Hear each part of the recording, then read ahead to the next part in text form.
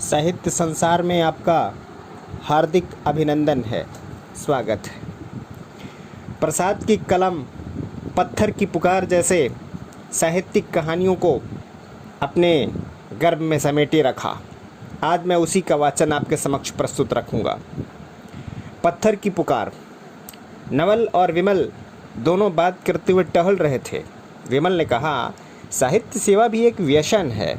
नहीं मित्र, यह तो विश्व भर की एक मौन सेवा समिति का सदस्य होना नहीं है। अच्छा, तो फिर बताओ, तुमको क्या भला लगता है? कैसा साहित्य रुचता है? अतीत और करुणा का जो अंश साहित्य में हो, वह मेरे हृदय को आकर्षित करता है। नवल की गंभीर हंसी कुछ तरल हो गई। उन्होंने कहा, इससे विशेष हम भारतीयों के पास धारा क्या है? स्तुत्य अतीत की घोषणा और वर्तमान की करुणा, इसी का गान हमें आता है। बस यही भी एक भांग गांजे की तरह नशा है। विमल का हृदय स्तब्ध हो गया।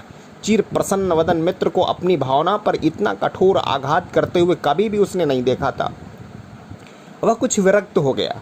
मित्र ने कहा, कहाँ चलोगे? उसने कहा, चलो, मैं थोड़ा घूमकर गंगा तट पर मिलूंगा। नवल भी एक ओर चला गया।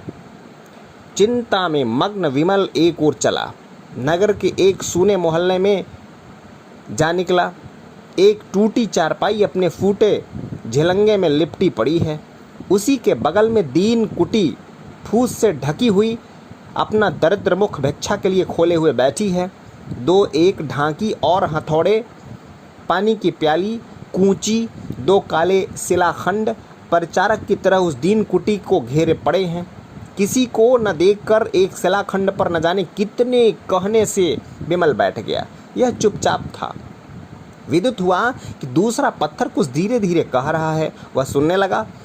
मैंने अपने सुखद शैल में संलग्न होकर के देखा, शिल्पी तूने मुझे क्यों लापटका?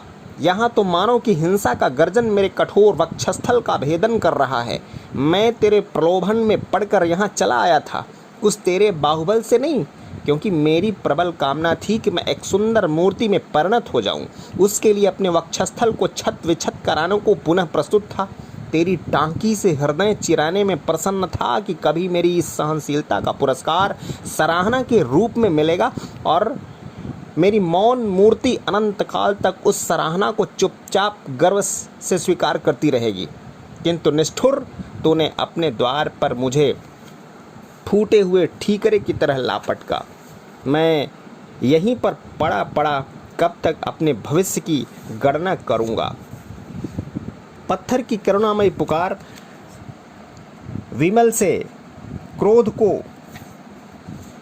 संचार का एक विप्लव जैसा उठा और वास्तव में इस पुकार में अतीत और करुणा दोनों का मिश्रण था, जो कि उसके चित्त का सरल विनोद था। विमल भावप्रवण होकर के रोष से गर्जन करता हुआ पत्थर की ओर से अनुरोध करने को शिल्पी के दरिद्र कुटीर में घुस पड़ा। क्यों जी, तुमने इस पत्थर को कितने दिनों से यहाँ ला कर के रखा है? भला वह भी अपने मन में क्या समझता होगा? सुस्त होकर पड़े हो, उसकी कोई सुंदर मूर्ति क्यों न बना डाली? विमल ने रूक्ष स्वर से कहा। पुरानी गुदड़ी में ढकी हुई जीर्ण शीर्ण मूर्ति खांसी से कंप करके बोली, बाबूजी, आपने तो मुझे कोई आज्ञा नहीं दी थी। अजी तुम बना लिए होते, फिर कोई न कोई तो इसे ले लेता। भला देखो तो कोई पत्थर कितने दिनों से पड़ा तुम्हारे नाम को रो रहा है। विमल ने कहा। शिल्पी ने कफ निकाल कर गला साफ करते हुए कहा, आप लोग अमीर आदमी हैं। अपनी कोमल श्रवणेंद्रियों से पत्थर का रोना, लहरों का संगीत, पवन की हंसी इत्यादि कितनी सूक्ष्म बातें सुन लेते हैं और उसकी पुकार में दत्त चित्त हो जाते हैं, करुणा से पुलकित होते हैं। किंतु क्या कभी दुखी हृदय से नीरो क्रंदन को भी अंतरात्मा की श्रवणेंद्रियों को सुनने देते हैं, जो करुणा का काल्पनिक नहीं किंतु वास्तविक रूप है? विमल के अतीत और करुणा संबंधी संबद्ध समस्त सद्भाव कठोर कर्मण्यता का आवाहन करने के लिए उसी से विद्रोह करने लगे। वह स्तब्ध होकर उसी मलिन भूमि पर बैठ गया और शांत चित्त से मूर्ति कला के उपासक को देखने लगा। जय हिंद, जय भारत।